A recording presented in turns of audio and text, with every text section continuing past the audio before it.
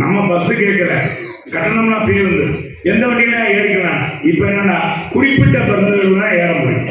குறிப்பிட்ட பேருந்து, கலர் பேருந்து, அது நம்ம பாட்டியெல்லாம் இருக்கும். எப்படி பாருங்க எந்த பேருந்து அந்த கலர், அது விட்டா அந்த அடுத்து ஒரு மணி நேரம் 1.5 மணி நேரம் ஆகும். தொடர்ந்தும் கிடையாது. பார்த்தா ஏறினா அது கிடையாது. அவன் என்ன சொல்றான், அமைச்சர் ஓசியில ஏறுங்க, நீங்க உங்க ஊர்ல இருந்து ஓசியில ஏறி வர்றீங்க அப்படின்னு ஒரு அமைச்சர் தீம் காமிச்சார். ஏண்டா நாங்க நீ அனுபவிக்கிற ஓசி இல்லையே, கொண்டாட்டி பிள்ளைகள் எல்லாமே கார்ல ஓசியில போறீங்க, பங்களாவில் ஓசியில இருக்கீங்க, பிளைட்ல ஓசியில போறீங்க. இப்ப அவங்க முதலமைச்சர் போனாரு, ஓசியில தானே போனாரு, மக்கள் வரி பணத்துல தான் போனாரு, சொந்த காசுலையா அவங்களுடைய திமுக ட்ரஸ்ட்லயே இருந்தா போனாரு, குடும்பத்தை கூட்டிட்டு போனாரு. அதான் துபாய்க்கு போனாரு முதலமைச்சர். தனி பிளைட்டு, தனி பிளைட்டுன்னு தனி பிளைட். ஆமா தனி விமானத்துல போனாங்க. அந்த தனி விமானத்துல அவங்க குடும்பமே போனது, எல்லா வாரிசுகளும் சேர்ந்து. அவங்க குடும்பத்துல ஒரு கார்பரேஷனே இருக்கு.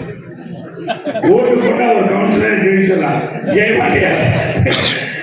இந்த மாதிரி ஒரு கவுன்சிலர் அந்த அளவுக்கு இன்னைக்கு விரிந்து பறந்து அந்த கலையை அப்படி உருவாக்கி இருக்கு.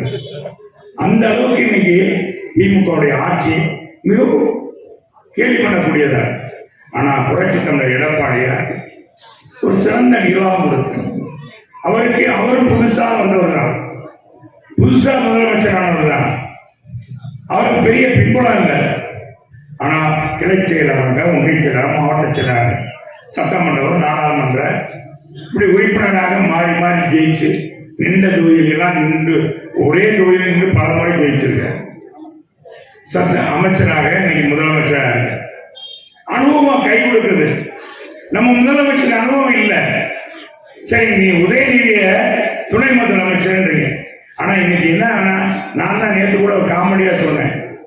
அவரு பதவியேற்று வரும்போது பாத்தீங்கன்னா, உதயநிதி வரும்போது பதவியேற்று உட்கார்ந்து இருக்கும்போது பாத்தீங்கன்னா, சட்டமன்ற உறுப்பினராக இருக்கும்போது, அமைச்சராக முன்பாக பாத்தீங்கன்னா, சில பேர் சட்டமன்ற உறுப்பினர் அவர் வயசுக்காரங்க எந்திரிப்பாங்க, மற்ற சட்டமன்ற உறுப்பினரை எந்திரிக்க மாட்டாங்க.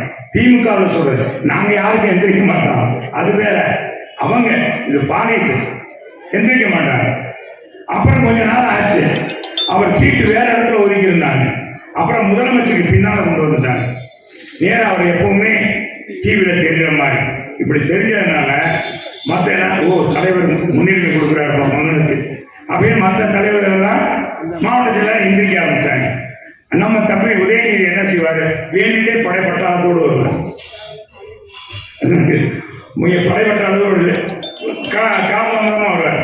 எல்லாம் சட்டமன்ற உறுப்பினர்கள்லாம் உட்கார்ந்து இருக்கும் போது இவர் வருவாங்க, எல்லா பேரும் எந்திரிச்சுவாங்க. அப்ப அமைச்சர்கள் எந்திரிக்க மாட்டாங்க. இப்ப சமீப காலத்துல பாத்தீங்கன்னா உதயநிதி வராங்க, துறைமுறையில இருந்து எந்திரிக்கிறாரப்பா. 90 வயசு 85 வயசு துறைமுறையில இருந்து அத்தனை பேரும் எந்திரிச்சுறாங்க. ஒரு முதலமைச்சருக்கு எவ்வளவு மரியாதை கொடுக்கணுமோ அந்த அளவு கொடுக்கணும். நம்முடைய சகோதரர் நேரு கூட சொன்னாங்க, நீங்க என்னைய எங்களுக்கு சொல்றீங்க, நாங்க உதயநிதி இல்ல இன்ப நிதியும் தூக்கிட்டு ஆடுவோம். அப்ப அவர் ஒரு துண்டை போடுறாரு பாருங்க, எப்படி துண்டை போடுறாரு, என்னைய தொடர்ந்து வச்சுக்கிங்க, அவன் இன்ப நிதி வந்தாலும் அவர் தான் அமைச்சர் அப்படின்றத அவர் சொல்லாம சொல்றாரு, சூசகமா சொல்றாரு. இந்த மாதிரி இன்னைக்கு திமுக வேடிக்கை வினோதங்களாக இருக்கு. இன்னைக்கு துணை முதலமைச்சர் என்னைக்கு ஆவார், அவர் ஒவ்வொருத்தர் தலைவரும் பேச ஆரம்பிச்சான். எங்கிட்ட நம்ம சொல்லாம இருந்தா நம்மள இது பண்ணிடலாம். இப்ப ஆமனாண்டாங்க நம்ம தலைவர், இவன் ஏதோ கோச்சுக்கிறாரு மாவட்டத்தில் சொல்லி. இந்த மாதிரி என்னாச்சுன்னா அவங்க எல்லாருமே அப்படி ஆயிடுச்சு.